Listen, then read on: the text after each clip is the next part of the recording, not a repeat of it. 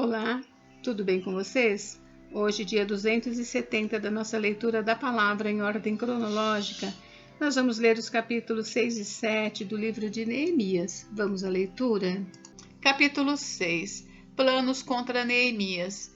Quando Sanbalate, Tobias, Gesem, o árabe e o resto dos nossos inimigos ouviram que eu tinha reconstruído a muralha e que nela já não havia brecha nenhuma, ainda que até este tempo eu ainda não tivesse colocado os portões no seu lugar, Sanbalate e Gesem mandaram dizer a mim: venha, vamos nos encontrar numa das aldeias do Vale de Ono. Na verdade, o que eles queriam era me fazer mal. Por isso enviei-lhes mensageiros para dizer: estou fazendo uma grande obra e não posso descer até aí. Por que devo parar a obra para ir me encontrar com vocês? 4 vezes eles fizeram o mesmo pedido, mas eu lhes dei sempre a mesma resposta. Então Sanbalate me enviou pela 5ª vez o seu servo, que trazia na mão uma carta aberta. Nela estava escrito o seguinte: entre os gentios se ouviu, e Gesem também está dizendo que você e os judeus estão querendo se rebelar e que por isso você está reconstruindo a muralha. Também, segundo se diz, você quer ser o rei deles, e pôs alguns profetas para falarem a respeito de você em Jerusalém, dizendo: ele é o rei de Judá. Ora, isso certamente vai chegar aos ouvidos do rei. Portanto, venha agora e vamos em conjunto conversar a respeito disso. Mandei dizer-lhe: nada disso que você está dizendo aconteceu, você está inventando tudo. O que todos eles queriam era nos amedrontar. Eles diziam: as mãos deles largarão a obra e ela não será concluída. Agora, pois, ó Deus, fortalece as minhas mãos.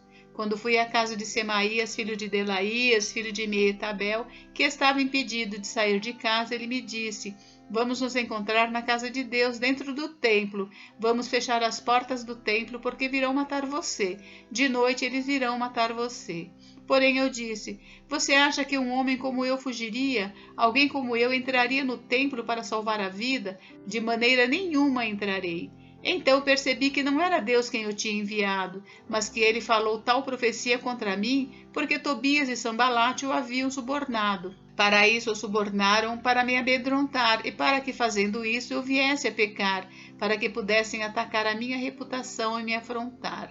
Lembra-te, meu Deus, de Tobias e de Sanbalate, segundo as coisas que fizeram, e também da profetisa Noadia e dos outros profetas que quiseram me amedrontar. A reconstrução da muralha é terminada. A reconstrução da muralha foi terminada aos 25 dias do mês de Elul, em 52 dias. Quando todos os nossos inimigos ouviram isso, todos os gentios à nossa volta temeram e decaíram muito no seu próprio conceito, porque reconheceram que foi por intervenção do nosso Deus que fizemos esta obra. Também naqueles dias, alguns nobres de Judá escreveram muitas cartas a Tobias, e cartas de Tobias vinham para eles, pois muitos em Judá eram aliados dele, porque era genro de Secanias, filho de Ará, e o seu filho Joanã havia casado com a filha de Mesulom, filho de Berequias. Também falavam das suas boas ações na minha presença, e levavam a ele as minhas palavras. Tobias escrevia cartas para me amedrontar. Capítulo 7. Neemias estabelece guardas em Jerusalém.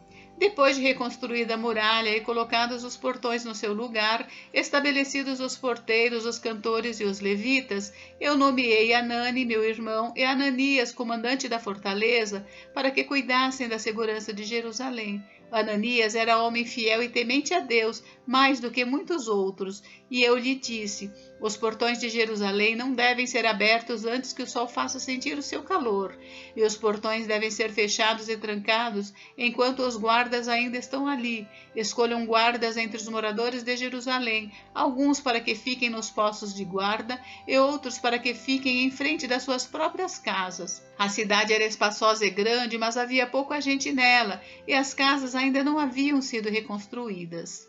A relação dos que voltaram a Jerusalém.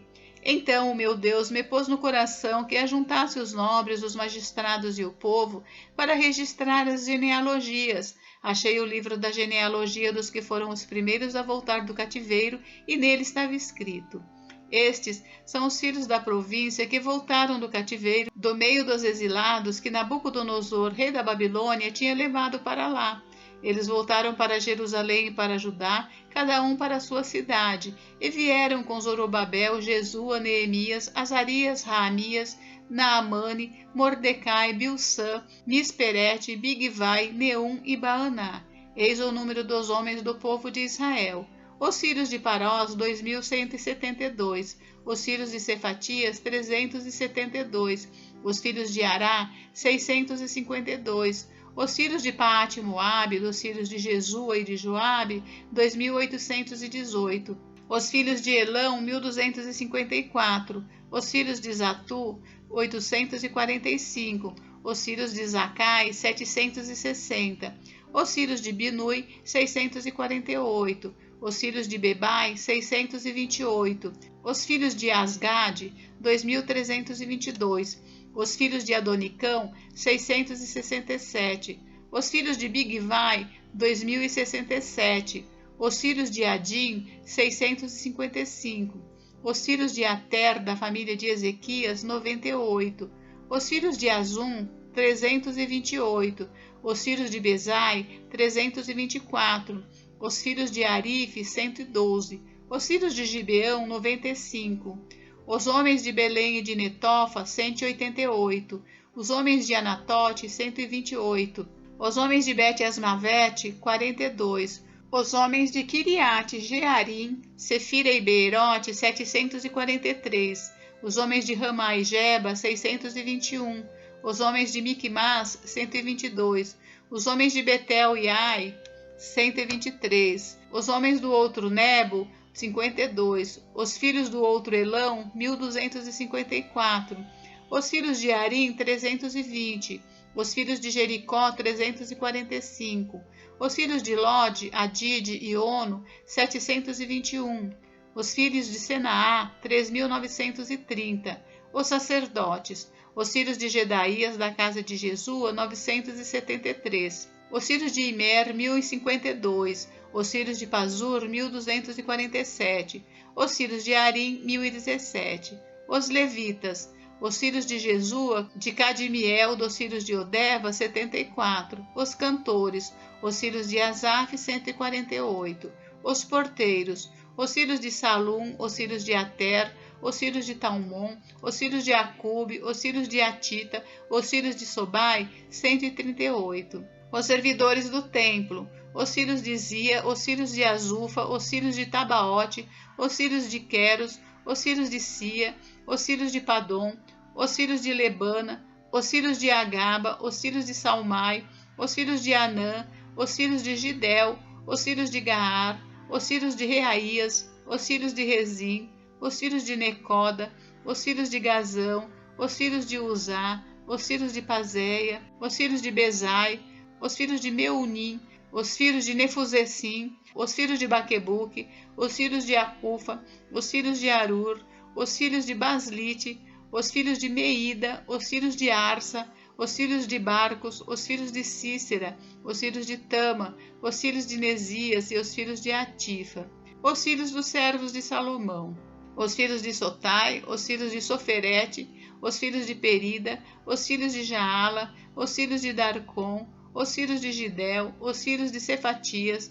os filhos de Atil, os filhos de Poquerete, Azebaim e os filhos de Amon. Todos os servidores do templo e os filhos dos servos de Salomão eram 392. Os seguintes voltaram de Tel-Milá, Tel-Arsa, Querube, Adom e Imer, porém não puderam provar que as suas famílias e a sua linhagem eram de Israel. Os filhos de Delaías, os filhos de Tobias, os filhos de Necoda, 642. Dos sacerdotes, os filhos de Abaías, os filhos de Cós, os filhos de Barzilai, que tinha casado com uma das filhas de Barzilai, o gileadita, e que foi chamado pelo nome dele. Estes procuraram o seu registro nos livros genealógicos, porém não acharam. Por isso foram considerados impuros para o sacerdócio. O governador lhes disse que não comessem das coisas sagradas até que se levantasse um sacerdote capaz de decidir a questão por meio de Urim e Tumim. Toda esta congregação junta era de 42.360, além dos seus servos e das suas servas, que eram 7.337. Havia também 245 cantores e cantoras. Os seus cavalos eram 736, as suas mulas 245, os camelos eram 435 e os jumentos 6.720. Contribuições para o templo. Alguns dos chefes das famílias contribuíram para a obra. O governador deu para o tesouro 8,4 kg de ouro, 50 bacias e 530 vestes sacerdotais. E alguns mais dos chefes das famílias deram para o tesouro da obra 168 quilos de ouro e 1.300 quilos de prata. O que o restante do povo deu foram 168 quilos de ouro, 1.200 quilos de prata e 67 vestes sacerdotais. Os sacerdotes, os levitas, os porteiros, os cantores, alguns do povo, os servidores do templo e todo Israel moravam nas suas cidades. Gente, encerramos por hoje, mas amanhã tem mais. Fiquem com Deus, Deus abençoe vocês. Até amanhã.